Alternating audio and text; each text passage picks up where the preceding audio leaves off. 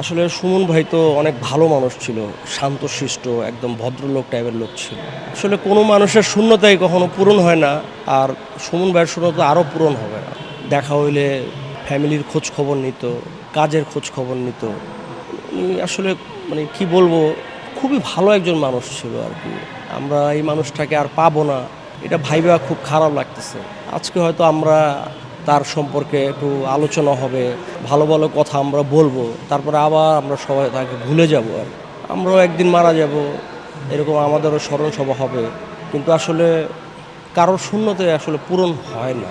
সুমন ভাইয়ের মগবাজারেই সবচেয়ে বেশি সময় সুমন ভাইয়ের সাথে দেখা হইছে। শিল্পকলাতে দেখা হইতো।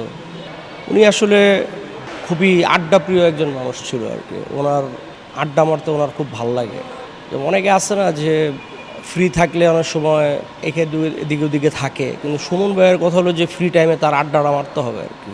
এবং আরেকটা ব্যাপার আমি একটু আগেই বললাম, সেটা হলো যে উনি সবার খোঁজ খবরটা রাখতো আরকি। যদিও আমরা তার খোঁজ খবর রাখতে পারি নাই, কিন্তু সে সবার খোঁজ খবর রাখতো।